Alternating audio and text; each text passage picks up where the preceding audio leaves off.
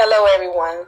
Thank you for joining me, and welcome to Awakening Realities, where we talk about everyday reality and the awakening of humanity.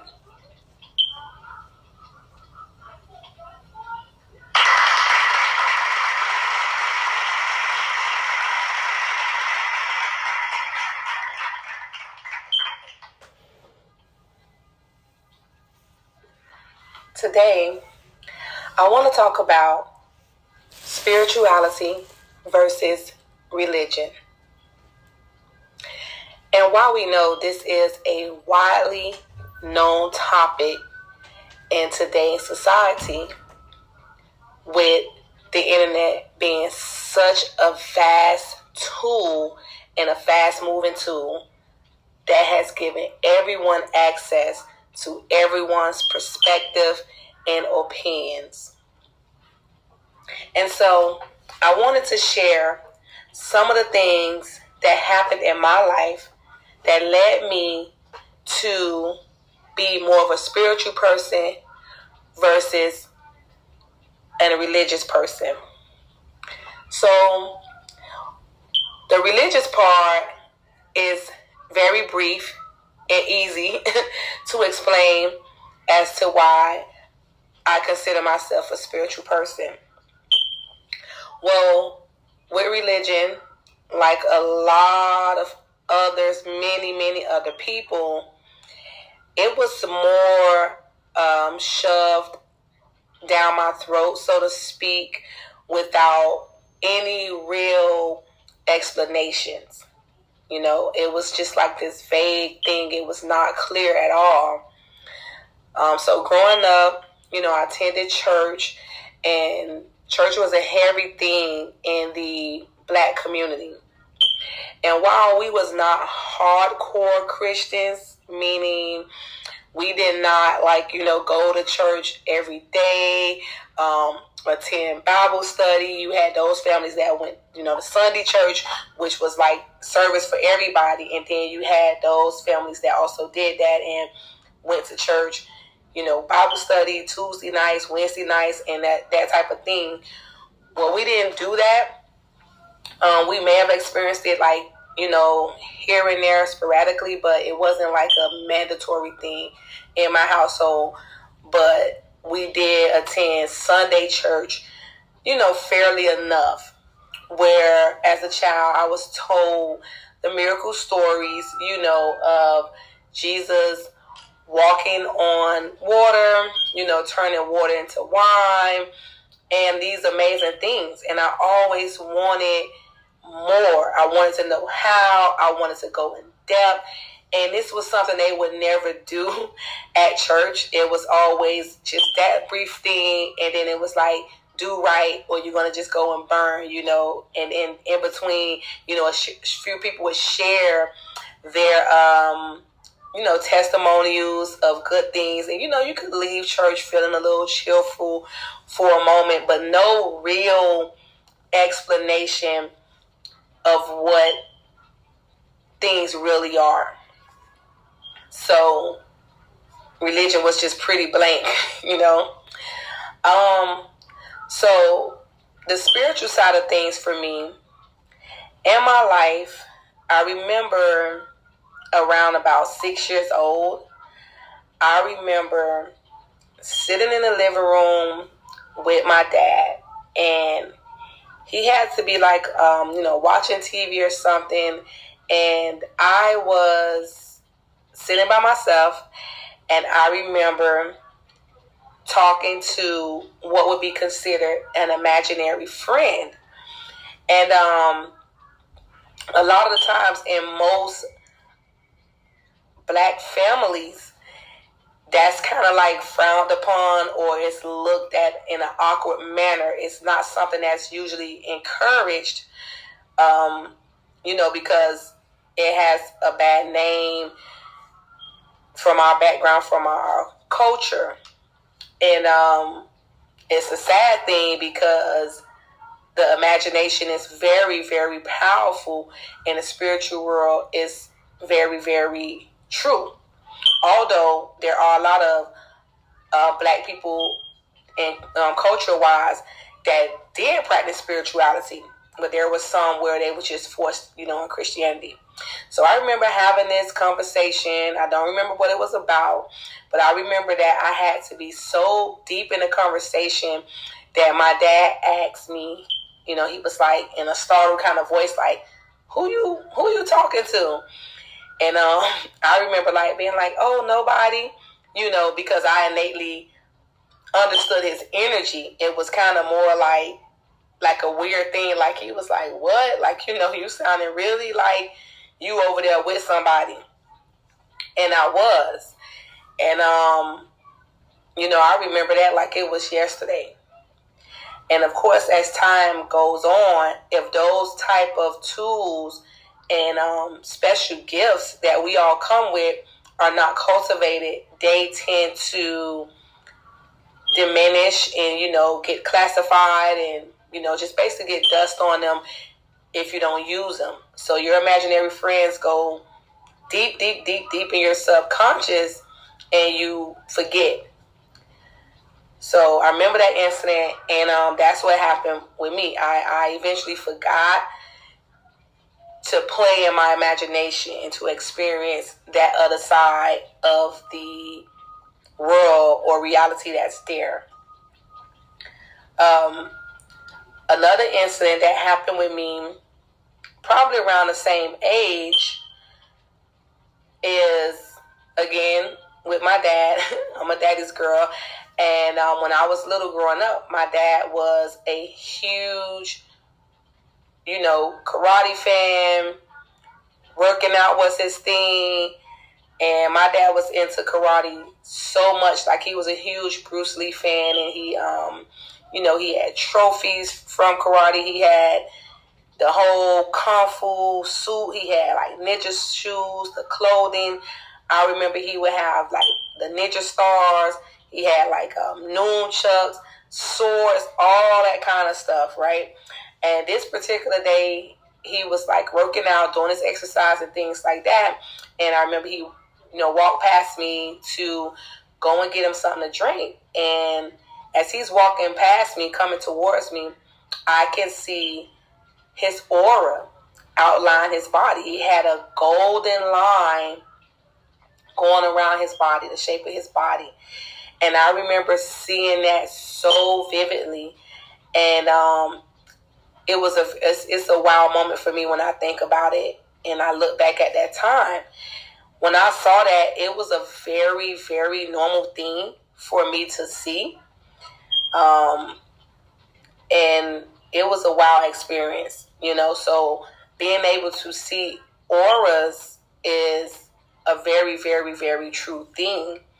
And having that memory, it's really sad that those things were not trained upon to strengthen, to make stronger, But the great news is this something that we can practice as adults and as we grow and as we remember who we are. So that was something that I hold dear to me that happened, and I know it was a spiritual sense because these types of things was not explained in the church. Although you can find a lot of spiritual incidents that happen with people, you can find it in the Bible or you can find it in different religious texts, but it's often not taught the correct way. So as time went on, another thing that happened to me, I remember probably around about 9 or 10 years old. This memory connects to me knowing that soul contracts exist, and so do spirit guides and things of that nature. And I want to say in a soul contract, there is a such thing as fine print. Okay, you have a little wiggle room to change some things, the outcome of some things, or the way some things would have played out. there are certain things that just can't really be changed. Probably like the sex you were born with. People can express themselves certain ways, and I know like we have the ability of sex change, but if you go in the DNA, you will still read as what you came born as. So it's certain things that you can't change. But anyhow, this particular day, I was walking to the store, growing up in the 90s, and I was walking by myself. The store was, very close. So I would sometimes go to the store on my own or with my cousins or things of that nature. And I remember going to the store, just happy, going about my little merry way. And all of a sudden, time kind of just stopped for me. If anybody else would have saw me walking, to them, it would appear that I was just walking normal and probably at a normal speed. But in this particular moment, time slowed down for me. And I was speaking with spirit guides where it seemed to be a telepathic conversation. And I was basically asked in a conversation, did I want to go ahead and continue my life here, or did I want to leave? And I think somewhere I had to discuss, a fine print where if I might want out early or if I'm going to go ahead and face life and its challenges and its beauty, head on for the long ride out. And I was asked, did I want to leave? And I remember saying, no, I'm not going to leave. I'm going to go ahead and stay. It's not seeming as bad as I thought. I can do this. I've done it before. I can do this. And I remember them saying, like, okay, this is like a one-time thing, and you won't get this opportunity again. So, are you sure? And I was like, yes, I'm sure. I'm sure. And I remember not verbatim, but I remember asking how would they get me out of the body.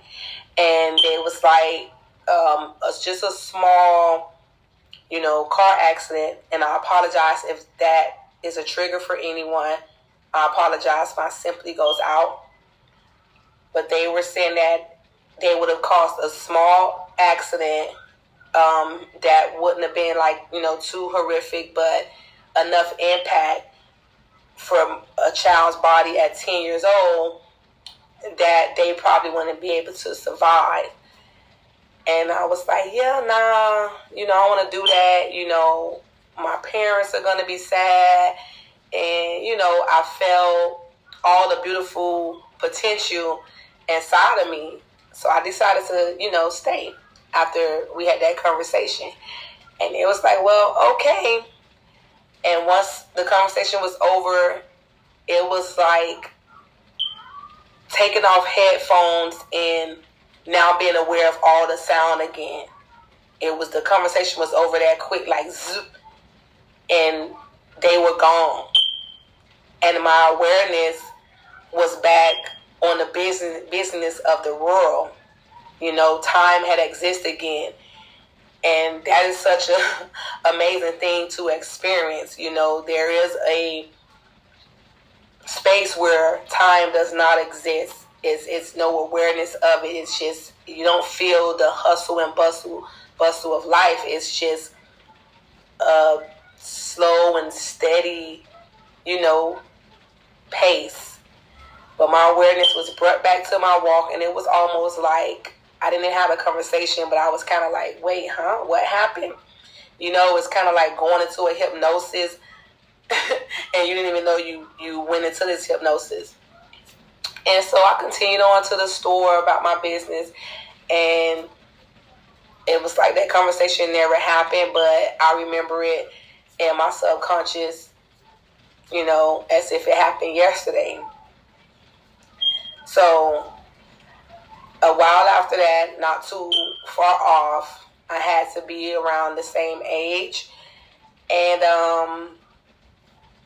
this particular morning, my mom was going through relationship things with my father at the time. And they had pretty much separated, but they would still be kind of bumping heads and things like that.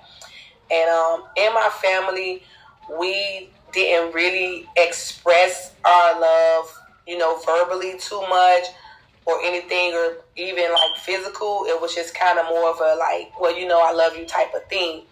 And I remember this particular morning, my mom was going to work, and I attempted to express, affection towards her by like giving her a hug before she was leaving. And I remember she kind of like shoved me off type of thing, and that had really, really disturbed me. It really had bothered me, really hurt me.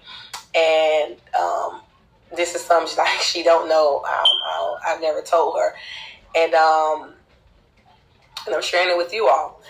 And when she left, I remember running back to my bed, and I was crying. I was like, my kids are never going to feel that way. I can't wait till I become a mom. You're not supposed to do that as a mom. When you're a kid, you don't understand the adult side of things at that time. You don't understand, being a parent, that you're doing your best, right? So I was just upset.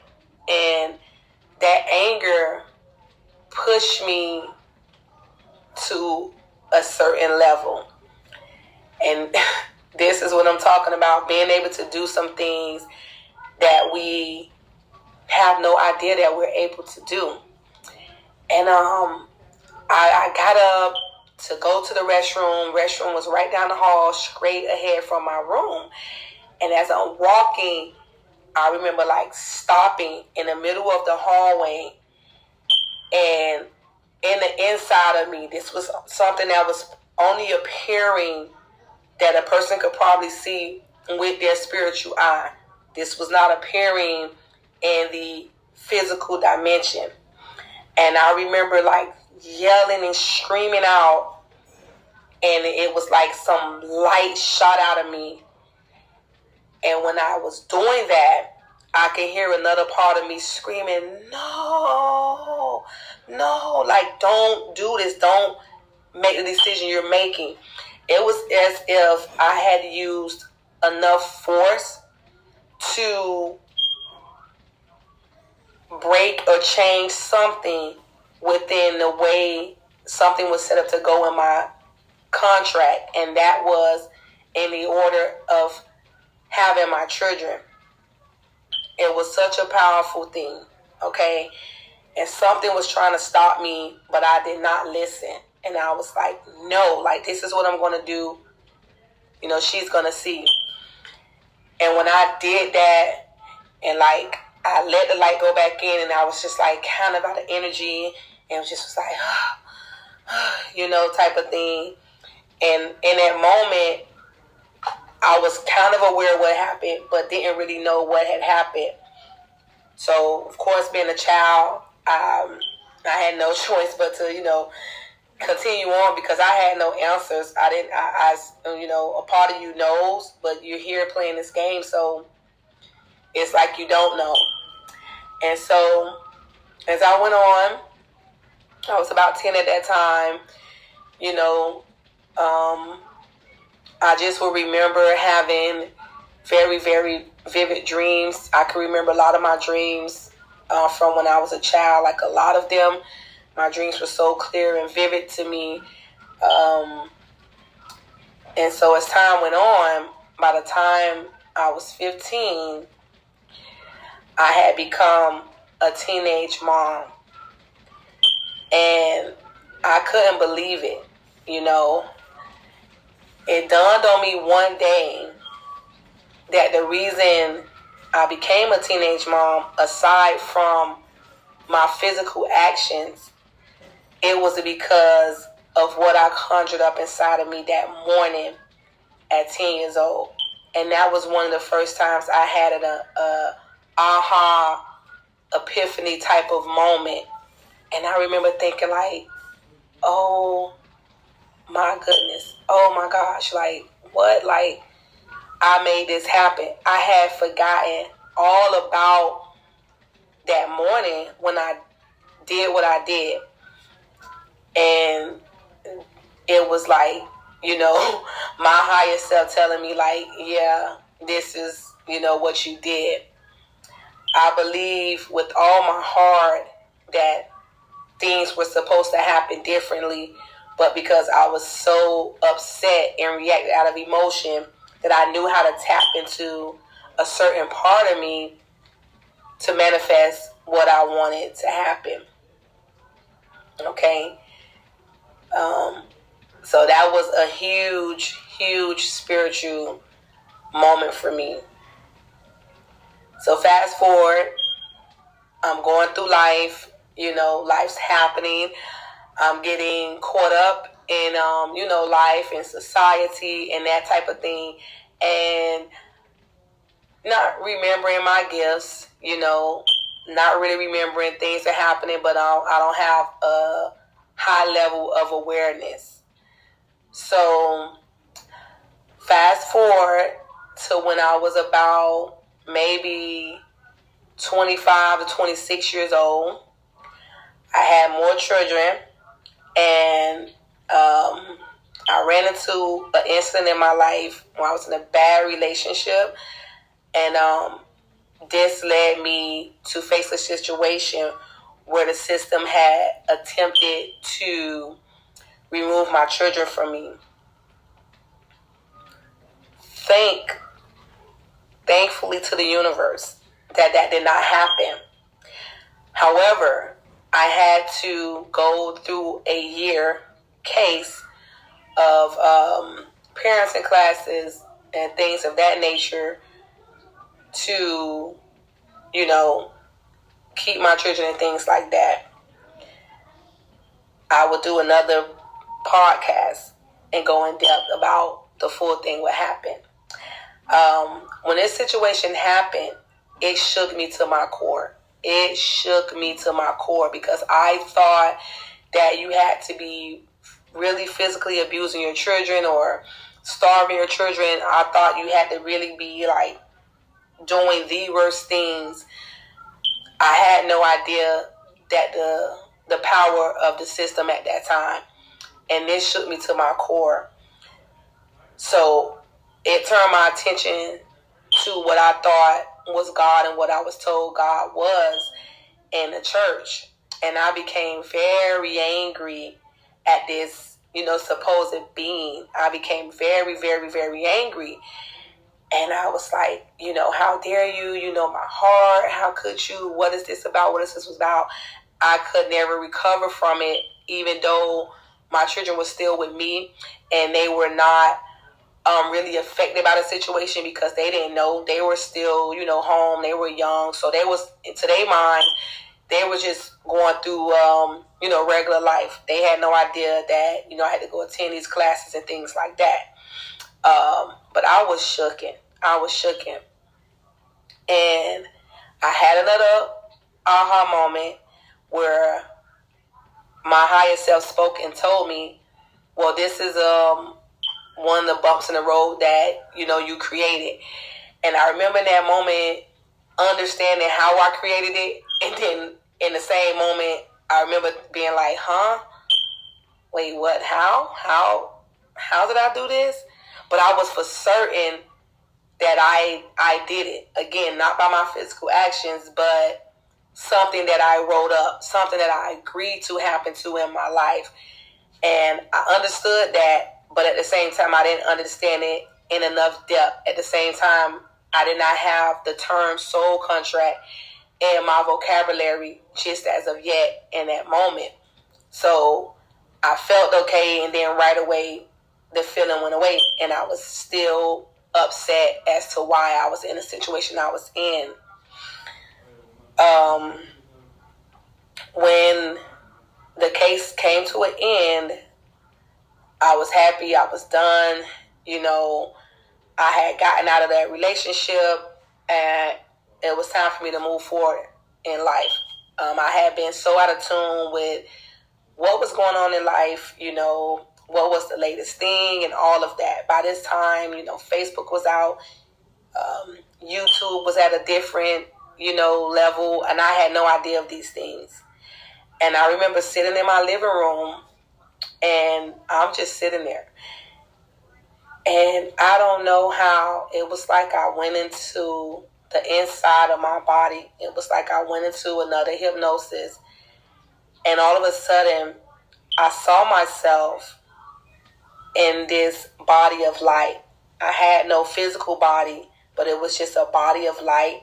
I had no gender, and I was in this black infinite space.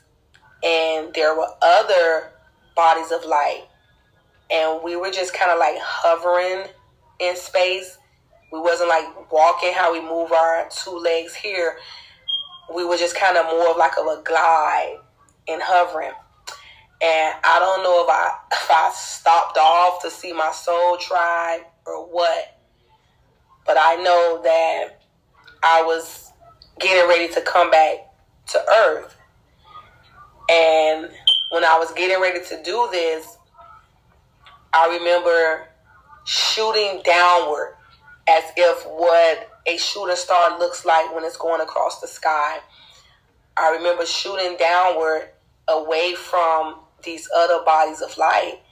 And I remember them hovering around me, looking down at me, shooting downward. And I'm saying goodbye in a telepathic sense, not with my mouth.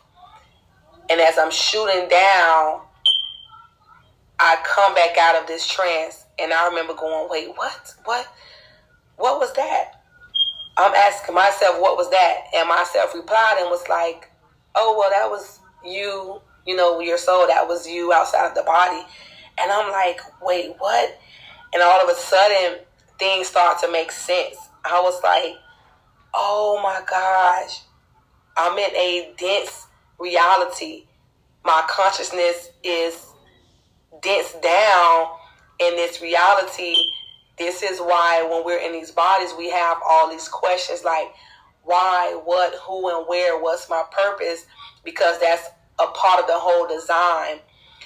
When your body is not in this 3D dense reality, the consciousness is then expanded. So you do not have questions like how, what, when, and what's my purpose.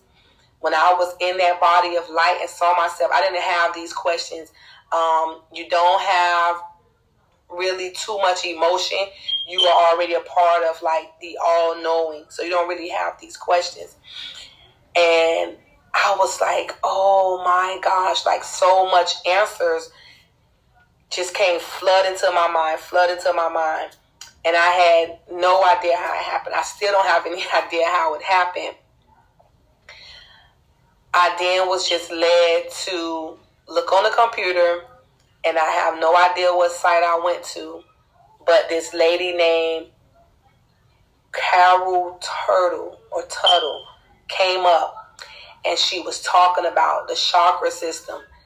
And I was just mind blown at the time. This was back in 2012 when I found this and all this happened. I had not knew the term chakra. As you know, it's an ancient thing. I had not knew it. If I did sit on TV or anything like that, it flew right over my head. And when she was explaining, I could relate because I was like, oh, I this is what I be feeling in my body. I know exactly what she's talking about. Oh my gosh, I could not believe this. Moments later, I was led to go on YouTube. Again, I had been out of tune of what was the latest trending thing in the world. So I had no idea what to look for on YouTube. I don't remember what I put in, but Alan Watts came up. And if anybody has ever listened to Alan Watts' videos, he's an awesome philosopher. So soothing to listen to. He's so awesome. And the video I listened to, he was talking about how the soul knows the truth and how we're here pretending not to know. And man, I was so blown away, and my heart just smiled. And I knew then I was on the right track. So I just want to tell you guys, all of those incidents that happened in my life is what led me to be on the spiritual side of things, and why I consider myself a spiritual person. And I am going to end it here. And I have many more stories of my experiences, and I'll share them in a later podcast. I hope you had an awesome time, and I hope the rest of your day is awesome. Thank you for spending this time with me.